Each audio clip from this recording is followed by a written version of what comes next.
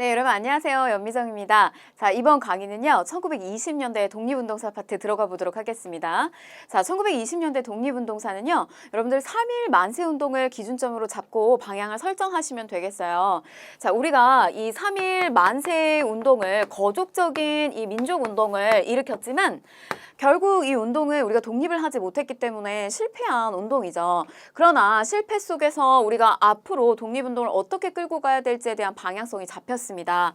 자, 그래서 20년대 이 독립운동사는요, 크게 이제 두 가지 흐름으로 우리가 이루어지게 되는데, 우선 여러분 지금 문화통치시기요. 1920년대는 그래서 이제 하나의 축은 우리가 이제 국내에서 할 수 있는 거, 일본의 어떤 그 허용하는 범위 내에서 우리가 할 수 있는 일본만큼 실력을 키우자라고 하는 실력 양성 운동과 관련된 내용이 후반부에 오늘 학습을 하게 될 거고요. 그 다음에 이제 우선적으로 기출주제 55에서는 우리가 개별적으로 하게 되는 의열투쟁과 만주에서 일어나게 되는 만주 무장투쟁과 관련된 내용을 먼저 좀 배워보도록 할 겁니다. 이 만주 무장투쟁과 같은 경우는요, 이거는 이제 군대를 조직해서 대대적인 전투를 벌이는 거예요. 근데 이제 그의 반면에 이 전투라고 하는 것은 결정권자가, 그러니까 즉 전쟁을 결정짓는 이런 수뇌부들이 이걸 중단하겠다라고 하지 않으면 사실 그 밑에 있는 무고한 백성들이 계속해서 이런 피해를 보고 죽음을 맞이하게 되는 거거든요.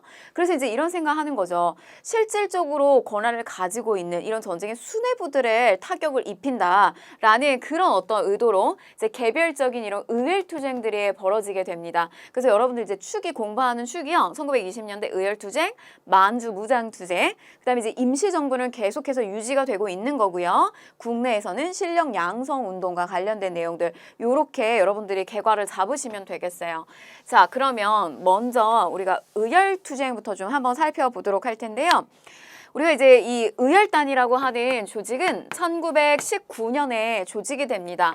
만주에서 조직이 돼서요. 주로 이제 활약했던 시대는 20년대라고 보시면 되겠어요. 그래서 이때 이제 개별적 어떤 투쟁으로서 의열단이라고 하는 조직체가 20년대를 끌고 갔다면 우리가 이제 다음에 배우게 될 1931년이 되면 상하이에서 임시정부를 이끌고 있었던 이 김구를 중심으로 해서요. 요 단체가 1930년대 개별 투쟁을 하게 됩니다. 그게 바로 뭐냐면 한인 애국단이라고 하는 조직체예요. 그래서 여러분들 이게 만약에 문제가 쉽게 출제되면 한인애국단에서 활약했던 인물들, 그 다음에 의열단에서 활약했던 인물들을 이렇게 선지를 바꿔가면서 넣는 이런 식의 문제가 출제가 될 거고요. 만약에 이게 난이도가 조금 올라간다라고 하면 의열단에서 있었던 활약을 했었던 이제 인물들의 영웅들의 그런 내용들이 조금 선지로 섞어서 문제가 출제가 될 수도 있어요. 그래서 이제 그런 식으로 여러분들 틀을 잡고 가시면 되겠습니다. 자, 그럼 먼저 이제 의열단부터 살펴보도록 할 텐데요. 앞에서 제가 설명을 드렸던 것처럼 3.1운동 이후에 무장투쟁에 대한 필요성 이런 것들 이제 느끼게 됐고, 당시에 이제 김원봉의 친구였던 이 윤세주와 함께 중심으로 만주에서 이제 조직을 하게 됩니다. 목표는 뭐냐면 주요한 저런 관공서예요. 그러니까 일제의 식민 통치 기간, 조선 총독부라든지 뭐 경찰서라든지 이런 것들, 그리고 주요 요인들, 전쟁을 결정짓고 우리의 침략을 주도적으로 끌고 가는 그러한 주요 요인들을 사살하는 겁니다. 5파계 7가살. 말하자면 이제 블랙리스트 같은 것들을 적어 놓고요. 하나씩 제거해 나간다라고 보시면 되겠어요. 의로운 일을 맹렬하게 실행한다. 이게 바로 이제 줄임말이 의열단이라고 보시면 되는데요.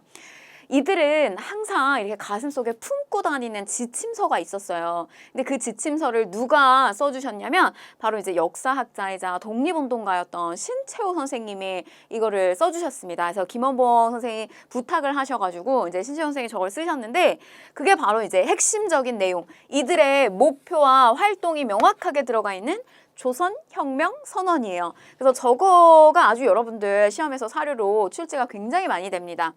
자, 이제 그럼 그 내용을 한번 좀 읽어보고 가실 텐데, 조선혁명선언, 저 강도 일본을 쫓아내려면 오직 혁명으로만 가능하며 혁명이 아니고서는 쫓아낼 방법이 없다. 우리는 민중 속에 가서 민중과 함께 손을 잡고 끊임없는, 자, 여기다 여러분들 별표 치셔야 돼요. 폭력, 암살, 파괴, 폭동으로써 강도 일본의 통치를 타도한다. 이게 핵심적인 내용이에요. 그러니까 이건 뭐냐면 반드시 폭력이 수반되어야 된다는 거예요. 폭력 없이는 안 된다. 폭력이 수반되어야 되고요. 그 다음에 민중과 함께 손을 잡아야 되는데 이 민중이 우리와 같이 독립운동을 하면서 아주 용기 있게 나오려면 우리가 먼저 솔선수범해서 이들의 자극제 역할을 해줘야 된다. 이제 이런 것이 기본적으로 담겨져 있어요.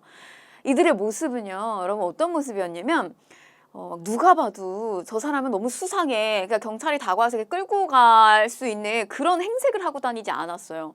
굉장히 세련됐습니다. 아주 옷차림새도 깔끔하고요. 멋있었어요. 그래서 이 장면을 당시에 그 아나키스트라고 하는 영화에서 이 의열단들의 모습을 이렇게 이제 상상력을 발휘해가지고 묘사한 그 영화가 있거든요. 근데 거기에 이제 나오는 그 배우들이 뭐 장동건이랄지, 뭐 김상중이랄지, 뭐 정준호랄지, 뭐 굉장히 민함령의 배우들이 다 나왔습니다. 그래서 뭐 이렇게 늘 이렇게 사진 찍는 것도 즐겨 했는데 항상 그 좀 즐거운 모습 뒤에는 언제고 이렇게 죽음이 바로 이제 눈앞에 있는 사람들이었기 때문에 약간의 항상 그런 어두운 그 면모가 또 있기도 하고 그랬다 그래요. 이제 그게 바로 의열단이었습니다. 자, 그럼 이제 의열단의 활동들, 어떤 활동들이 있었냐?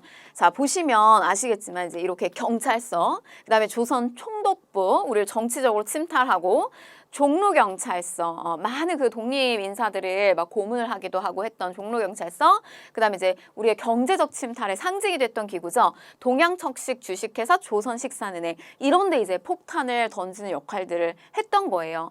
자, 부산경찰서 박재혁. 여러분 이제 이런 거 조금 기억하기 쉽게요. 이제 비읍 초성을 가지고 연결해서 좀 떠올리셔도 좋고요. 그 다음에 조선총독부 김익상. 저 김익상 선생님은 저 조선총독부 사실 섬뜩하죠. 저길 직접적으로 들어가기가. 이렇게 떠올리시면 좋겠어요. 이건 이제 여러분들이 좀 기억하기 쉬우라고 그냥 제가 얘기한 건데 되게 익살스럽게, 김익상, 익살스럽게 어떻게 하셨냐면 정기 그 수리공을 하는 복장으로다가 차림새로 의심받지 않게끔 그렇게 하고 들어가서 터벅터벅 들어가서 이 조선총독부에다가 아주 그냥 담대하게 폭탄을 던지고 아무렇지 않게 내려와서 성공시켜요. 그런 이제 또 활약을 하셨고, 그 다음에 이제 종로경찰서. 이 종로경찰서에서 이제 김상호 선생님은 쌍권총을 들고 다니면서 시가전을 벌였던 그런 어떤 그 활약으로 굉장히 또 이슈를 받고 신문에도 막 굉장히 크게 나오고 했었는데, 저 김상호 선생 같은 경우는 이제 저 종로경찰서에서 이제 결국에는 이제 폭탄을 던지고 나온 다음에 여기에 뭐 경찰이 뭐 100여 명 이상이 들러붙어요. 그래서 지붕을, 당시 종로가 완전 중심가잖아요. 근데 저 일대를 지붕을 다 옥상을 타고 돌아다니면서 3시간여를 총격전을 벌여요. 그 경찰 100여 명에 가까운 이런 인원들하고 함께. 근데 이제 나중에는 계속 총격전을 벌이다가 이제 한 발이 남아가지고 나중에 이제 자결을 선택을 하십니다. 근데 이제 그 자결로 인해서 맞은 총탄을 말고 몸에 보니까 한 10발 정도가 몸에 맞았다고 해요. 그러니까 그렇게 이제 총탄에 맞고도 오래도록 아주 뭐 굴하지 않고 계속해서 이제 마지막까지 싸우셨던 거예요. 그래서 여러분 좀 기억하실 때 종로의 시가전 뭐 이렇게 떠올리면서 이렇게 옥상을 타고 다니는 장면, 김상옥, 김옥상 이렇게 좀 기억을 하셨으면 좋겠어요. 김상옥, 김옥상 이렇게 여러분들한테 그냥 드리는 암기 팁입니다. 김상옥, 종로경찰서. 자, 동양척식 주식회사 나석주인데요. 나석주 선생님은 이렇게 경제적인 침탈의 상징기구에 관련성이 있어요. 그래서 나석주, 우리 그냥 이게 끝말잇기 하는 거예요. 나석주 주식회사 식산은행, 이렇게 나석주 주식회사 식산은행 이렇게 연결을 시키시면 좋겠습니다. 자, 이렇게 보시고요. 일단 넘어갈게요. 활동 방향을 전환하게 되는데 이제 이건 뭐냐면 이게 사실 기술력이 많이 부족했겠죠. 그런데다가 이제 재정도 넉넉하지 않았기 때문에 폭탄을 제조하고 나면요, 이거를 뭐 미리 이거를 연습한다거나 이거를 시험을 해볼 수가 없었어요. 그러니까 사실 무모하게도 만들어진 제조된, 이게 불안전하지만 이 폭탄을 끌어안고 자기의 목숨을 내놓는 거거든요. 그래서 이게 사실 생각보다는 이게 성공이 잘 이루어지지 않았고 실패하는 일들이 허다했기 때문에 이게 개별적인 어떤 저런 의거 활동에 대한 한계를 많이 많이 느끼게 됩니다. 그래서 이 개별적인 의거 활동으로 이런 어려움을 느끼게 되면서 결국에는 이제 조직적인 항일, 무장투쟁으로서 노선을 바꾸게 돼요. 20년대 중반부에 들어가게 되면. 그래서 1926년 무렵이 되면 황푸군관학교에 입학을 해서 이제 군사훈련을 받기도 하고요. 또 이제 중국 쪽의 지원을 받죠. 저런 식의 이제 의열단의 활약은 중국 국민당 정부의 또 지원을 끌고 오게 됐고, 조선혁명 관부학교를 설립해서 또 군사훈련에 힘쓰기도 했다는 거. 자, 그러다가 요게 이제 1935년이 되면요. 여러분 별표를 치시는데, 중국 관내로 들어오게 돼요. 그래서 이제 이런 식의 일련의 훈련을 받고 간부학교도 설립하고 이런 과정을 거쳐서 중국 관내, 그러니까 만리장성 이렇게 안쪽으로 들어와서 남경 일대에 중국 관내에 이 중국에서 활동하고 있는 독립운동 단체를 좌익하고 우익하고 이런 거 상관없이요. 5개의 당 정도를 합당을 하게 됩니다. 자, 그러니까 의열단을 중심으로 해서요. 5당을 합당해서 남경 일대에다가 민족혁명당이라고 하는 것을 결성하게 된다. 여기까지 정리를 하시면 좋겠어요. 그래서 이제 이 이후의 상황은 30년대 독립운동사 파트로 이제 넘어가게 될 겁니다. 그래서 좀 꼭 기억을 하시고 의열단이 이제 마지막까지 또 끌고 가는 그 흐름이 있습니다. 자, 그 다음에 우리 뭐 개별 의거 활동으로 의열단만 있었던 건 아니고요. 저 강우균 선생님의 저 안에 이제 단원은 아니었어요. 그런데 저게 시기적으로는 개별적으로 저렇게 혼자 나서가지고 저런 대단한 일을 한 어떤 의거의 첫 번째로 시기적으로 이게 가장 앞섰습니다. 의열단보다. 근데 나이가 뭐 보시면 아시겠지만 노인 동맹단원이에요. 그래서 여기는 나이가 엄청 많으신, 그래서 강우규 선생님 같은 경우도 65세가 되셨던 아주 나이가 이제 많은, 남은 여생을 그냥 이제 뭐 살 만큼 살았고 얼마 남지 않은 남은 여생을 그냥 편안하게 마무리하고 싶지 않았을까요? 뭐 이렇게 생각하실 수도 있어요. 이제 얼마 남지 않은 그런 뭐 목숨을 그냥 뭐 버리는 게 우리 젊은 청년들보다 좀 덜 아깝지 않을까 이런 생각이 들 수도 있는데 그렇지 않죠. 남은 여생 그냥 편안하게 마무리 짓고 보내고 싶겠죠. 근데 그 남은 여생을 독립운동을 하는데 기꺼이 이제 목숨을 내놓습니다. 당시에 총독 사이토 기억나세요? 사이토, 제가 사이코 같아 막 이렇게 얘기했는데 기만 정책을 펼쳤던, 겉면과 이면이 달랐던 그런 기만 정책을 펼쳤던 문화 통치기의 이 사이토 마코토에게 폭탄을 투척을 하게 됩니다. 근데 폭탄 투척했는데 뭐 결국은 실패하게 돼요. 그래서 이제 마지막 여생은 감옥 수감 생활을 계속 하십니다. 그리고 이제 돌아가시게 되는데, 아들이 찾아와서 이제 계속 아버지한테 건강이 너무 염려되니까 건강 좀 신경 좀 많이 쓰시라 이렇게 해서 계속 얘기할 때마다 저 선생님 하시는 이야기는 내가 한 게 별로 없다. 너무 약하다. 그러니까 나에게 결국 이제 성공시키지도 못했고 내가 한 일이 너무 별것이 아니어서 그것이 참 부끄럽고, 항상 자기가 생각하는 거는 우리 앞으로의 이제 청년들에 대한 교육, 이런 부분이 자기는 많이 앞으로 신경이 쓴다. 그들한테 내가 조금의 자극제가 된다면 나는 그것으로 만족한다. 이런 이야기를 하셨다 그래요. 그러니까 정말 사실 우리한테 뭐 큰 교훈을 남겨주시고 가신 거죠. 강우규의 의거 좀 기억을 하셨으면 좋겠고요.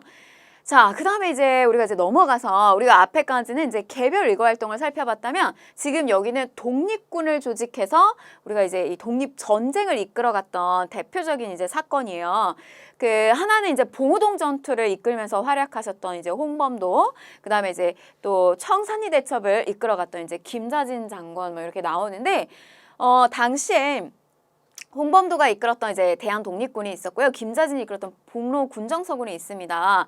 근데 이게 이 두 인물은 가끔가다 이제 우리 한능검에서 결국 20년대 이 무장투쟁을 이끌었던 대표적인 두 인물인데요. 뭐 출신부터 시작해서 이렇게 또 비교가 되는 어떤 그런 것도 여러분들한테 제시가 돼요. 근데 굉장히 상반됩니다. 홍범도 같은 경우는 뭐 어머니 아버지는 뭐 거의 뭐 머슴이었어요.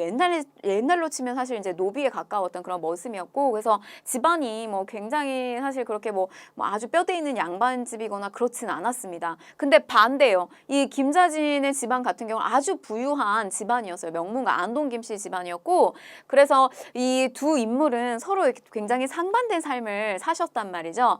근데 이제 홍범도 장군 같은 경우는 나중에 뭐 결국에는 뭐 이제 막 그냥 지방이나 이런 데서 짐승을 잡는 그런 포수꾼으로서 막 활약을 해요. 근데 총을 엄청나게 잘 쐈다고 해요. 그래서 그 일대 일대에서 굉장히 유명했는데 이제 우리나라가 이제 국권 피탈을 겪는 그런 과정 속에서 뭐 을미의병이라든지 정미의병이라든지 이제 이런 의병으로서 조금씩 가담을 하게 되면서 이제 활약을 하시죠. 그래서 뭐 갑산 일대는 홍범도가 다 완전히 그 장악을 하고 있어가지고 그 일대는 일본 사람들이 없었을 정도였다. 뭐 이런 이야기가 있었습니다.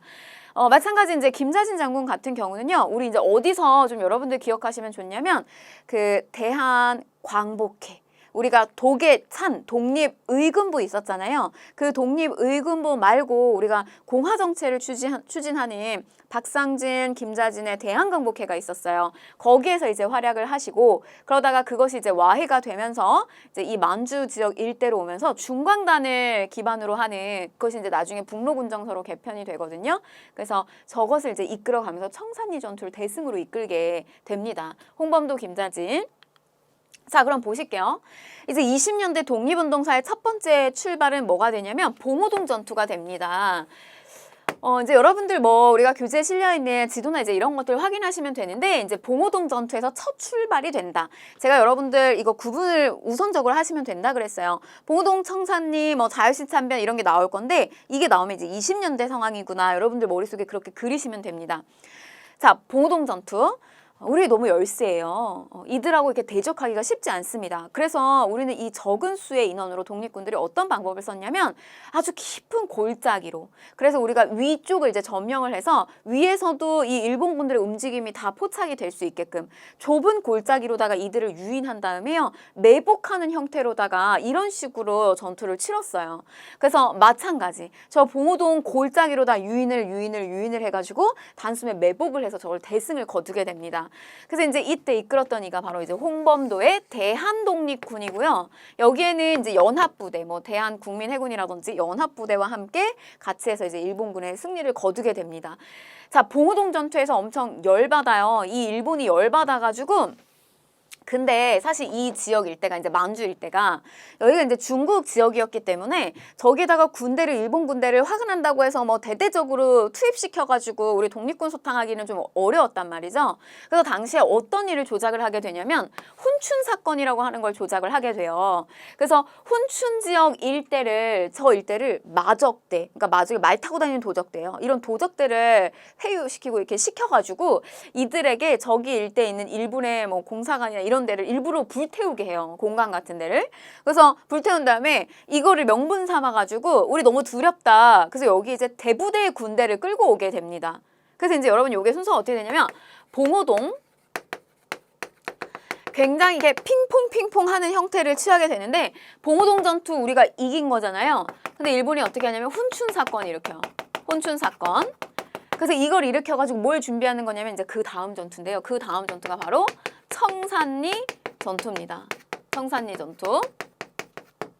네, 보시면 이제 여기에서 대부대를 끌고 들어온 다음에 본격적인 전투를 치러요. 이게 1920년 10월 달에 치러지게 되는데 10월부터 한 6일 정도 내내 크고 작은 전투들이 계속 요 마을 일대에서 이루어지게 됩니다. 근데 여러분 이게 시험에서 출제가 될 때요. 청산리라고 직접적으로 주어지지 않아요. 뭐냐면 백운평, 어랑촌, 완루구 이런 지역, 고동하 이런 식의 이제 지역의 명칭이 여러분들한테 사료로 제시가 될 겁니다. 저런 게 나오면 아 이거 청산리 전투구나 이렇게 기억을 하셔야 돼요. 그래서 당시에 이제 기다리고 있었던 김자진 장군의 북로군정서 그리고 여기에는 또 누가 들어오냐면요.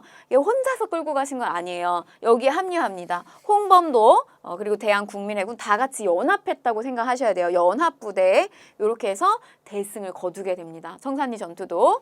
자, 그럼 보세요. 이제 봉오동 전투 승 이기고 청산리 전투 승 이겨요. 그러면 여기에서 또 한 번 일본이 가만히 있지 않겠죠. 그래서 다시 타격을 입히려고 하는데 그게 바로 이제 1920년 청산리 전투가 한창 치루어지고 있는 끝자락쯤에 경신년에 일어난 경신참변이라고도 얘기하고요. 이제 간도에서 일어난 간도참변이라고도 얘기하는데 봉오동 청산리 전투 일어나고 이 일대를 간도 일대를 뭐 3개월 가량을 내리의 주민들을 학살하게 됩니다. 우리가 이제 봉동 전투, 청산리 전투를 승리로 이끌었잖아요. 물론 뭐 홍범도, 김자진과 같은 이런 아주 훌륭한 리더들의 역할이 컸지만 거기에는 바로 이 만주 지역에 와 있는 우리의 백성들의 어떤 그런 협력이 있었어요. 그러니까 뭐냐면 여기를 이제 우리가 막 골짜기로 유인할 때 일본군들이 뭐 독립군들 어디로 갔냐 이러면은 뭐 위치를 막 딴 데로 방향을 엉뚱하게 알려주기도 하고요. 일부러 독립군이 의도하는 대로 거기로 이제 매복이 되게끔 유도하기도 하고요. 이런 거를 몇 번 일본이 희롱을 당하다 보면 알게 되겠죠. 너무너무 화가 나서 이제 결국에는 이 지역을 완전히 초토화시켜 버립니다. 뭐 3,700여 명이 넘게끔 내리 3개월 동안 내내 학살을 하게 돼요.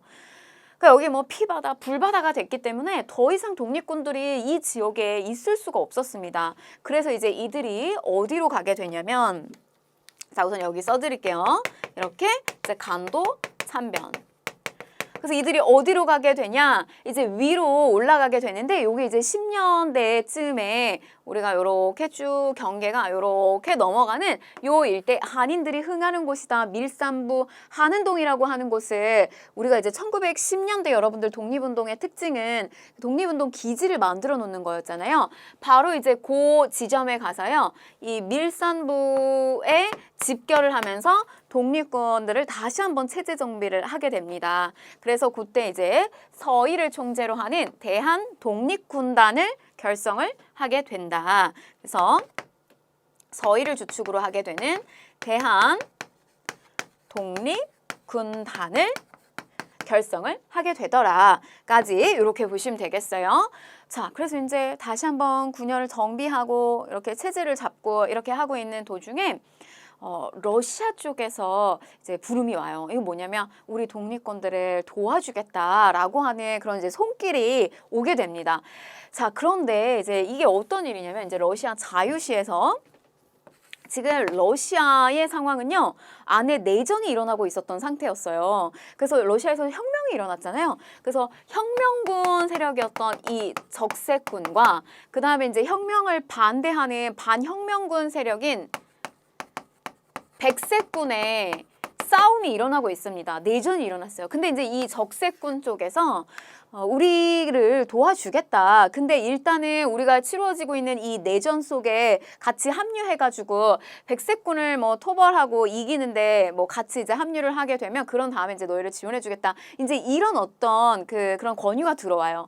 근데 이제 그런 과정 속에서 이제 말하자면 이제 토사구팽이라고 하죠. 필요할 때 썼다가 결국에는 이제 내팽겨치게 되는데 그런 과정 속에서 우리에게 무장해제를 요구하게 됩니다. 근데 이제 그런 무장해제를 요구하는 과정 속에서 그거를 이제 오케이 찬성하는 뭐 독립군들도 있고 그거를 반발하고 반대하는 독립군들도 있고 되려 어떤 일이 벌어지게 되냐면 우리가 같은 민족인 독립군들에게 총을 겨누게 되는 이런 불상사를 맞이하게 돼요. 이게 바로 자유시 참변이에요. 홍범도 장군은 지금까지 이렇게 계속 이렇게 뭐 여러 가지 이제 뭐 의병 때부터 시작해가지고 독립운동을 벌이셨는데 이때가 가장 아주 비참했다라고 하는 이제 회고를 하셨어요. 서로가 우리가 같은 민족끼리 힘을 합쳐도 모자를 파네. 지금 이 과정에서 다시 한번 독립군들이 와해가 되는 그런 장면을 맞이했거든요. 그래서 여기 이제 자유시 참변입니다. 그래서 뭐 안에 내용을 너무 어렵게 생각하지 마시고요. 그냥 이제 자유시 참변의 어떤 이런 분위기, 그 다음에 시점 이런 것들 기억하시면 충분히 여러분들 문제를 푸실 수 있어요. 그래서 대한 독립군단 정비했지만 다시 자유시 참변을 맞이하게 된다. 비극이죠. 자, 그러다가 그럼 이제 저렇게 다시 쉽지 않은 상황에 들어가게 됐는데 독립군들이 막 흩어지고 저런 상황 속에서 우리가 이걸 다시 독립군들을 통합해야 된다라고 하는 그런 이제 통합의 움직임이 벌어지게 돼요. 그래서 우리 요 이제 만주 일대에서 다시 한번 이제 요 압록강 일대의 참의부, 그다음에 이제 남만주 일대의 정의부, 그다음에 북만주 일대의 신민부라고 하는 참의부, 정의부, 신민부라고 하는 3부가 결성이 됩니다. 우리가 이제 이걸 3부라고 하는데요. 이 참의부, 정의부, 신민부는 여기 이제 민간 어떤 정치, 행정적 정치도 하고요. 그다음에 군대도 꾸려져 있는 그런 조직체였어요. 참의부, 정의부, 신민부 3부입니다. 자, 그런데 결국 이렇게 힘이 분산되면 안 되잖아요. 그래서 다시 이제 이거를 합쳐야 되는데 지금 보시면 여기 이제 순서 다시 한 번만 볼게요. 자유시 참변을 겪고 우리가 다시 한번 체제 정비를 한다. 그래서 3부를 성립을 하게 됐고요. 근데 지금 보세요. 이겼다. 여기에서 훈춘 사건 일으켰다. 다시 우리가 이겼다. 간도 참변 당했다. 다시 우리가 체제 정비한다. 여기에서 또 당하죠. 자유시 참변 당하죠. 그리고 3부 성립해요. 그 다음에 한 번 더. 미스야 협정. 미스야 협정. 자, 이 미스야 협정은 뭐냐면 이 만주 일대 이제 일본이 이거 참의부, 정의부, 신민부 이렇게 조직체를 갖춰놓으니까 저것도 그냥 두지 않아요. 그래서 이 일대에 돌고 있는 독립군들 잡아와라. 당시에 조선총독부 경무국장이었던 미스야하고 만주의 군벌하고 서로 짝짝꿍이 된 거예요. 그래서 이 일대에 돌고 있는 독립운동가들 잡아오면, 조선의 독립운동가들 잡아오면 머리 2당 얼마에 쳐주겠다. 이러면서 이제 그런 협의를 본 겁니다. 그래서 장잠님 미스야 협정을 체결하게 되는 요런 이제 1925년 미스야 협정이 나오게 된다는 거. 우리는 그 다음에 다시 어떻게 하냐면요.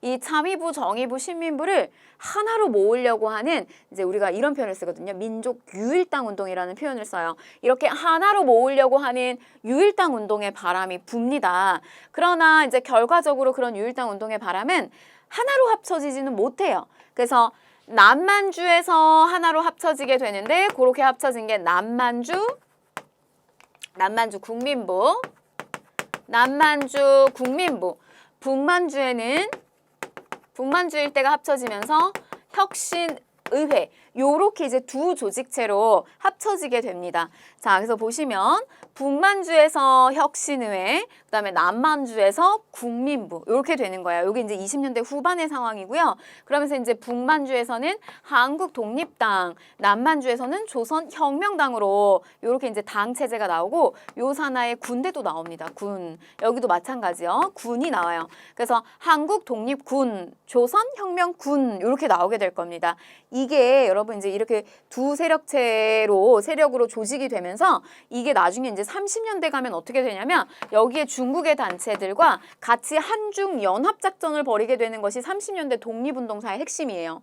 그러니까 여러분 이게 끝입니다. 30년대로 가게 되면 이렇게 한중 연합작전을 일으켜서 일본을 같이 대응하는 거 이게 끝이에요. 30년대에 들어가게 되면. 여러분 요것만 다시 보면요. 북한국독립당, 남조선혁명당, 북한국독립당, 남조선혁명당 이렇게 좀 연결을 하셨으면 좋겠어요. 이 만주에서 하나로 통합을 하는 거는 실패를 했어요. 근데 나중에 이제 여러분들이 배우실 텐데 여기 안에도 역시 우리가 독립운동을 다시 하나로 결집시키는 그런 조직체가 필요하다라고 해서 나온 게 있는데 그게 국내에서는 성공을 하게 됩니다. 신간이라고 하는 조직체가 나오게 될 거예요. 그래서 이제 그 부분은 우리가 이제 이후에 배우게 될 겁니다. 자, 요렇게 정리를 하시면 되겠어요.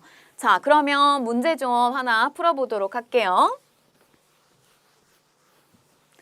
자, 미축은 사람이 소속된 단체에 대한 설명으로 옳은 것은 어제 10일 상호 10시 20분에 조선총독부에 폭탄 2개가 투척되었다. 비석과 분실, 인사견실에 던진 1개는 책상 위에 떨어져 폭발되지 아니었으며 다시 회계과장실에 던진 1개는 유리창에 맞아 즉시 폭발되어 산산이 부서졌다. 폭탄을 던진 사람은 즉시 종적을 감추었으므로 지금 엄중 탐색 중이다. 조선총독부에 폭탄을 던져서 성공시킨 요 인물이 누구다, 여러분? 요 인물 제가 이렇게 했죠. 그 전기 수리공 복장 해가지고 들어갔다고 했잖아요. 익살스러운 김익상 이렇게 이야기 드렸습니다. 의열단이죠, 의열단. 자, 1번. 조선혁명 선언을 활동 지침으로 삼았다. 그래서 정답은 1번이 되겠고요. 이제 이후에 배울 윤봉길, 이봉창 등이 단원으로 활동한 거는 한인애국단이에요. 자, 3번. 파리강화 회의에 독립천원서를 제출하였다라고 했는데 요건 이제 김규식 선생이고요. 자, 4번 보시면 신흥 무관학교를 세워서 독립군을 양성하였다. 요거는 신민회와 관련성이 있습니다.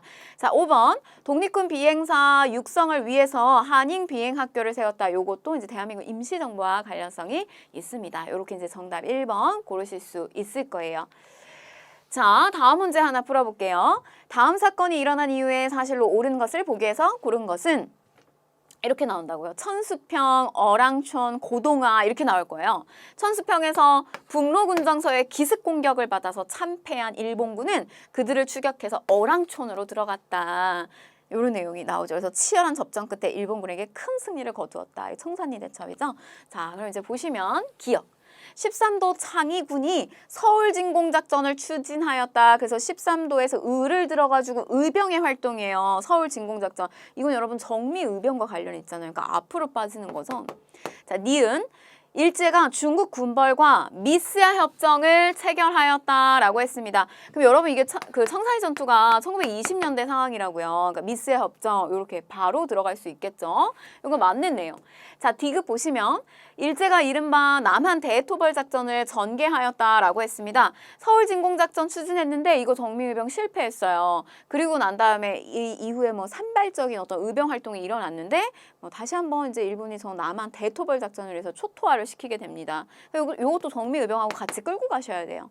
자, 리을. 독립군이 전열을 정비하기 위해서 자유시로 이동을 하게 되었다라고 했는데 자유시 이동. 이것도 이제 20년대 상황 맞는 내용이죠.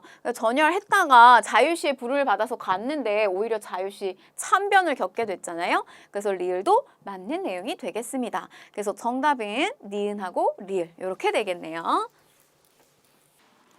네, 기출주제 56으로 들어가겠습니다. 실력양성운동과 사회적 민족운동인데요. 1920년대 국내에서 활동했던 독립운동을 생각하시면 되겠어요. 자, 우선 이 1920년대 벌어졌던 이 운동은요. 다양한 그 문화 통치의 어떤 그 통치의 방식 아래서 다양한 우리의 실력을 쌓자라고 하는 이런 민족의 운동들이 많이 벌어졌습니다. 근데 이제 여러분들이 요걸 좀 기준을 잡으실 수 있도록 좀 제가 개괄을 해드릴 건데요. 자, 우선 보시면 경제적인 부분에 있어서는 민족의 기업을 세우자 라고 하는 민족기업 설립운동 이런 것들이 이제 벌어지고요. 그 다음에 또 일본의 기업이 들어오고 관세가 철폐되면서 일본 상품이 너무 많이 들어왔단 말이에요. 그래서 우리의 물건을 쓰자라고 하는 물산 장려 운동이 활발하게 벌어졌다는 거. 자, 요게 이제 틀입니다. 자, 그 다음에 교육에 있어서는요. 교육 부분에서도 실력을 키우자. 그러니까 국내에서 일어났던 그리고 사실 이거를 비밀리에 하는 것이 아니라 이제 겉으로 어느 정도 드러내면서 할 수 있었던 그 범위, 합법적인 범위 안에서 할 수 있었던 운동들이 이제 이런 것들이라고 보시면 되는데요. 교육 부분에 있어서는 밀립대학 설립운동. 밀립대학 설립운동. 그러니까 2차 조선 교육령으로 들어오게 되면 고등교육기관을 세울 수 있다라고 하는 항목, 이제 이런 것들을 우리가 기회로 잡아서요, 이 대학교를 설립하려고 하는 운동을 벌이게 됩니다. 그리고 또 문자를 농촌이나 이런 데 이제 글을 모르는 사람들이 많았기 때문에 문자 보급운동 같은 것들을 했다라고 하는 거. 자, 그다음에 경제적 부분, 교육에 있어서의 부분, 그 다음에 농민과 노동운동, 특히 이제 사회주의의 영향을 많이 받게 되는 이런 농민, 노동자들의 이런 운동들이 많이 활발하게 벌어졌는데요. 이거는 좀 여러분들 어떻게 보시냐면 1920년대에 보여졌던 이 색깔, 농민과 노동운동의 성격, 특징을 좀 기억을 하시고요. 이게 1930년대로 넘어가게 되면 그 특징이 좀 바뀌게 됩니다. 그래서 요 1920년대는 우리가 본론 들어가서 할 건데요. 생존권 투쟁에 좀 포커스가 맞춰져 있다면 1930년대로 들어가게 되면 일본을 향하는 거예요. 반제국주의 투쟁에 포커스가 맞춰지게 됩니다.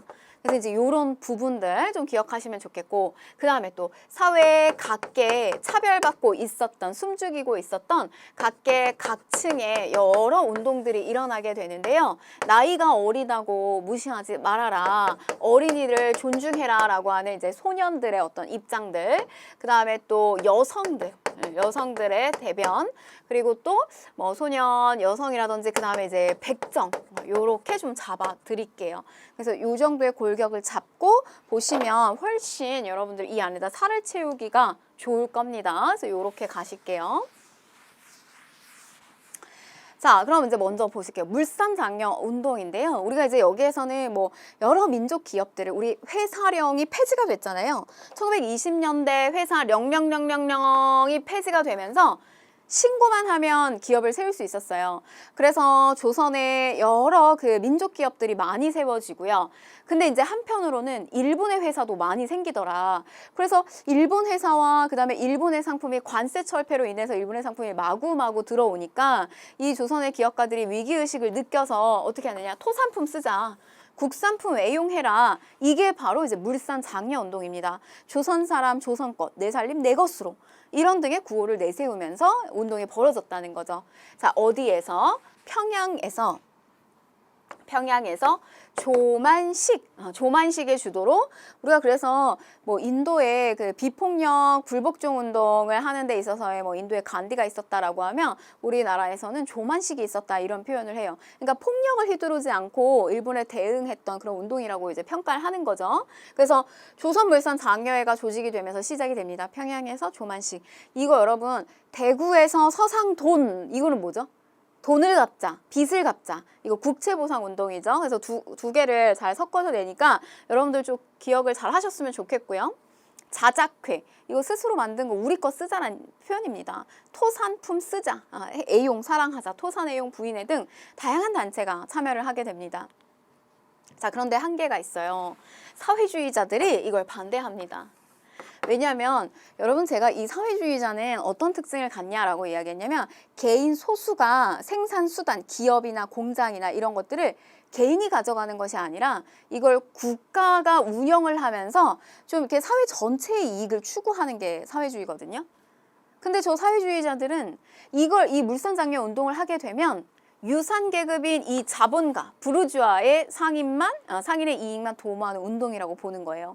그러니까 이렇게 예시를 들 수가 있어요. 예를 들면 여러분, 우리 막 역사적인 분쟁으로 일본하고 막 논란이 될 때가 있잖아요. 그럼 여러분 메시지나 우리 뭐 버스나 지하철 타면 일본 상품 쓰지 말자, 뭐 일본 상품 아웃, 이렇게 되어 있잖아요. 그래서 우리 한동안 어디 못 갔어요? 그 유땡땡 거기 못 갔잖아요.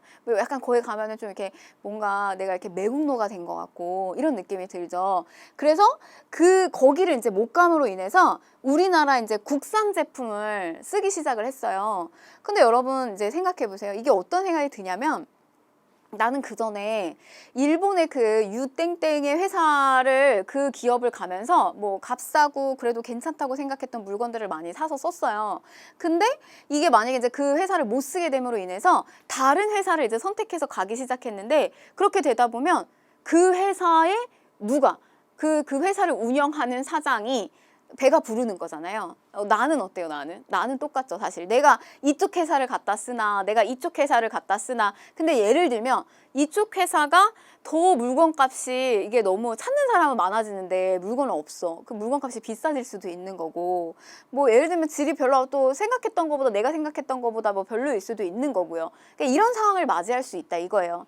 그래서 이때 당시에 뭐라고 얘기하냐면 그러니까 이게 이제 어떻게 보면 우리의 민족적 감정 그리고 민족의 의식을 그래 같이 우리가 똘똘 뭉쳐서 일본에 저렇게 괘씸하게 구니까 일본 상품 쓰지 말자 이제 이런 운동의 차원에서 일어날 수 있지만 사회주의자들은 생각했을 때 이거 어차피 노동자나 농민은 똑같고 힘든 건 똑같다. 이거 저 공장 돌리는 공장주, 기업주들만 배부르게 하는 거다. 그러니까 유산계급인, 돈이 있는 유산계급인 자본가의 이익만 도모하는 운동이다라고 하면서 비판을 하게 됩니다. 사회주의가 같이 합류해서 지지했다라고 하면 틀려요. 그래서 증가된 국산품의 수요를 생산이 뭐 공장 기술력도 아직 좀 딸리고 그러니까 생산이 뒷받침하지 못해서 상품 가격은 또 올라요. 그러니까 이런 한계를 가지고 있었던 것이 또 물산 장려 운동이었다. 이렇게 이해를 하시면 되겠습니다. 자, 그다음에 교육 부분이에요. 교육 부분. 그래서 하나씩 살을 채우세요. 목차만 보고도 여러분들 20년대 국내에서 일어났던 실력 양성 운동을 여러분들이 이렇게 잘 개괄을 하실 수 있을 거예요. 자, 2차 조선 교육력이 공포가 되면서 대학 설립이 가능해집니다. 그래서 우리도 고등교육 만들자. 조만식, 이상제 등이 조선민립대학 기성회를 조직하게 되는데 한민족, 이것도 여러분들 막 이렇게 잘 나오니까요. 보세요. 한민족 1천만 한 사람이 이런 식을 모으면 1,000만 원을 만드는데 이 1,000만 원이면 대학교 하나를 만들 수 있다고 생각을 했어요. 그래서 이런 구호로 모금 운동을 활발하게 이제 전개를 했던 거죠. 근데 이거 가만히 냅둘까요? 일본이 방해 엄청 심하게 하고요. 가뭄, 수해, 우리 뭐 이렇게 막 역병이 창궐하고 막 이러면 여러분 뭐 하려고 하던 것도 다 거기에 포커스가 맞춰지고 그거 수습하기 바쁘잖아요. 그래서 모금 운동 잘 못하죠. 그러니까 이게 이제 좀 가라앉기 시작하는 거예요. 대학을 세우자 이 가라앉기 시작하는 거예요. 지금 너무 힘드니까 먹고 살기 힘드니까. 그래서 이제 모금 운동 결국 실패하게 되고요. 일본이 어떻게 하냐면 회유하기 위해서 이제 오늘날의 서울대학교의 전신입니다. 이걸 만들어줘요. 경성 제국대학을 설립을 합니다. 근데 실제로는요. 조선인들의 의식이 성장하거나 조선이 발전할 것 같은 그런 학과는 설치하지 않았고요.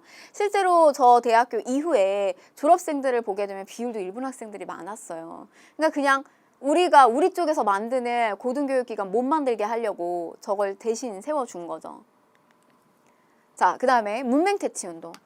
일제 우민화 교육, 우리를 바보로 만드는 겁니다. 왜냐면 너무 똑똑하면 안 되니까. 그래서 의도적으로 저렇게 우민화 교육을 많이 했고 한국인의 문맹률, 그러니까 난 놓고 뭐 기억자도 모르고 자기 이름 석자 하나도 쓰지 못하고 문맹률이 뭐 90% 이상이었어요. 그러니까 글자를 쓰고 읽는 걸 잘 못했단 말이에요.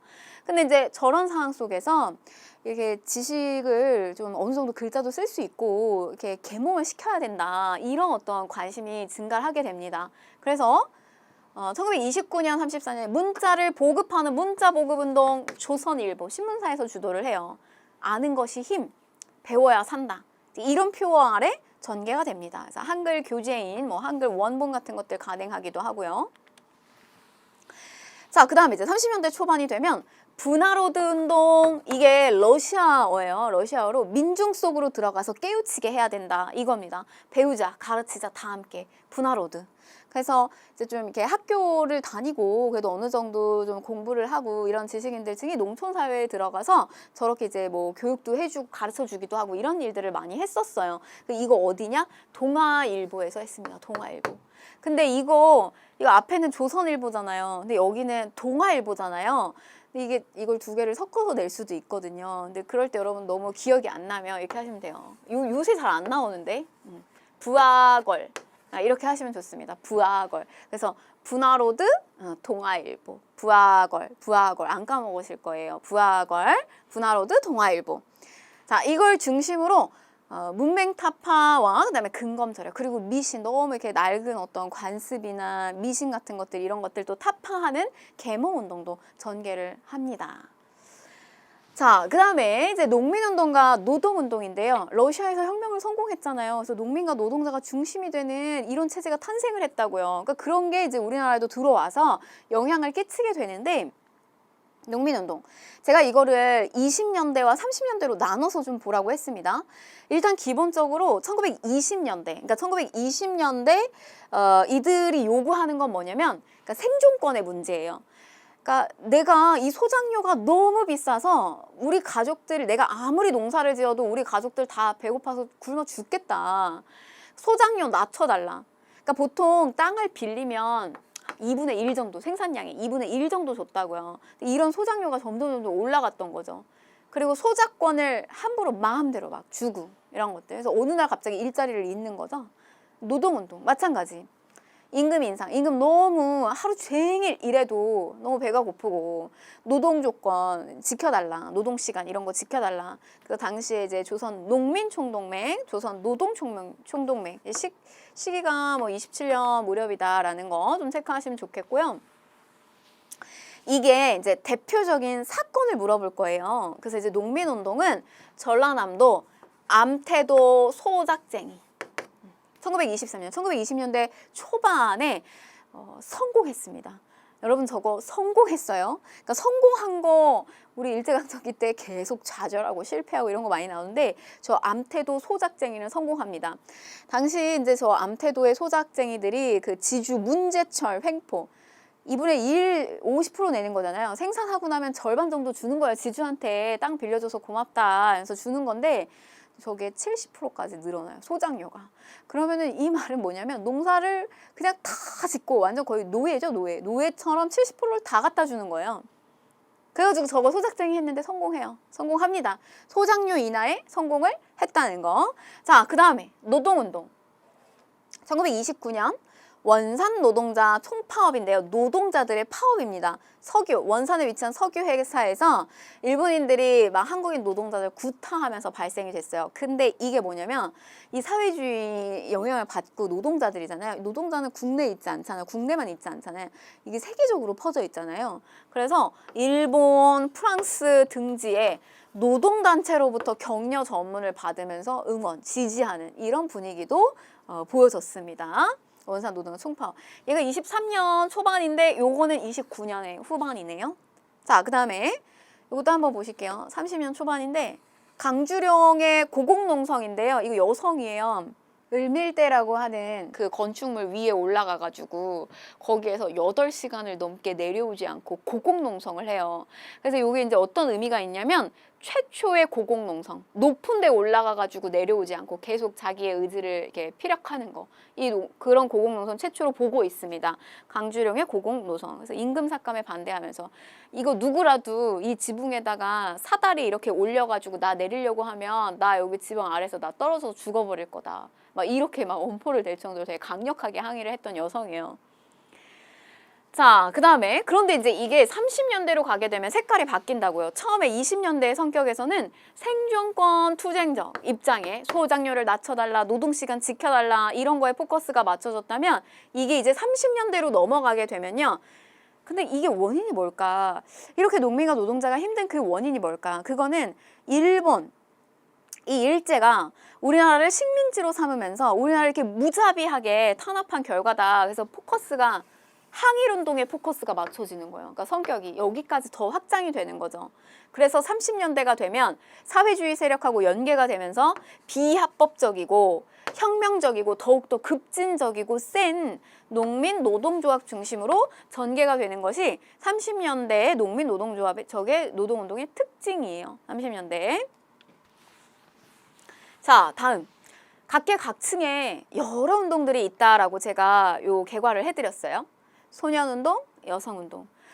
이게 이제 우리가 뭐 이렇게 공장이 만들어지고 기업도 많이 생기고 이렇게 되면서요. 뭐 공업화, 산업화 이런 게 이루어지면서 그러니까 싼값에 노동력을 쓸 수 있는 게 어린아이들 많이 쓸 수 있었단 말이에요. 그러니까 이제 어린아이들도 공장에 들어와서 일을 하고 이제 이런 일들도 많이 있었는데 너무 어린아이들, 그러니까 어린아이들은 나라의 이제 앞으로의 미래를 끌고 갈 인재들이잖아요. 그러니까 이런 어린이들을 소중하게 여겨야 된다. 이제 그런 의식에서 시작이 됐습니다. 근데 이게 어디서 했냐면 천도교요. 천도교가 여러분 어디서 온 거예요? 동학에서 온 거잖아요. 인내천. 사람이 곧 하늘이다. 이거 바탕에 있잖아요. 그러니까 사람은 누구나 다 하늘처럼 존귀하다. 이런 의미가 들어가 있는 건데 어린이도 어린이에게 존댓말을 써주세요. 어린이를 존중해 주세요. 뭐 이런 것들을 다 담고 있어요. 그래서 소년의 소파 방정한 김기전 등이 이제 주도를 하게 됩니다. 그래서 어린이날을 제정하고요. 잡지 어린이를 간행하게 됐다. 자, 그 다음에 여성운동인데요. 근우회, 요거 근우회가 1927년인데 여러분 이거는 요렇게 같이 신간회라고 좀 체크를 하셨으면 좋겠어요. 그러니까 신간회가 우리 이제 사회주의와 민족주의계가 있는데 이게 운동의 노선을 달리한단 말이에요. 근데 이들이 연합한 단체가 신간회예요. 근데 신간회가 남성의 단체라면 저 근우회는 여성 단체라고 생각을 하시면 되겠습니다. 그래서 신간의 파트 나올 때 여러분들 근우에 좀 같이 떠올리셨으면 좋겠어요. 자, 그 다음에 형평운동. 형평운동은 누가 주축이 돼서 일어난 거냐면 백정. 여러분 이 백정은 고려 시기 때는 그냥 농민, 일반 농민. 근데 조선에 들어오게 되면 도축업자죠. 그러니까 고기를 만드는 사람들이 백정이었잖아요. 근데 우리나라는 이미 신분제가 언제 폐지가 됐냐면 갑오 1차 개혁 때 이미 노비제도가 싹 다 폐지가 됐기 때문에 우리한테는 이제 신분이라고 하는 차별은 없는 거예요. 법적으로. 그런데 이제 문제가 뭐냐면 더 무서운 건 사실 법보다 더 무서운 건 여러분 그 사람들의 계속해서 이어져 온 그 관습적인 그리고 우리한테 그냥 알게 모르게 체득됐던 그러니까 사람을 차별하는 눈, 인식이잖아요.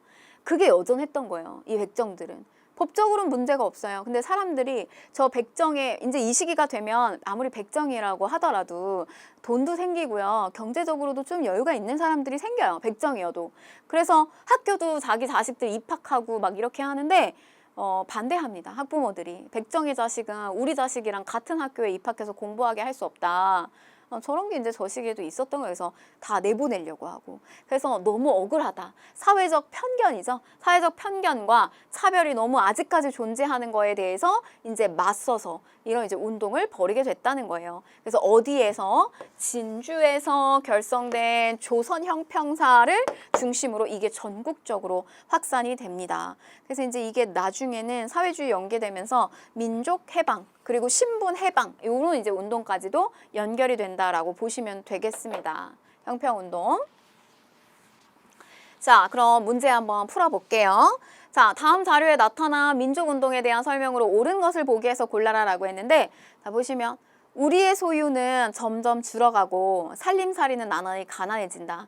형제들이여 자매들이여 이제 뜨겁고 간절한 마음으로 그 살 길을 말하노니 아무쪼록 조선물산을 몸에 걸고 조선물산을 입에 넣고 조선물산을 팔며 사고 조선물산을 무엇에나 쓰라.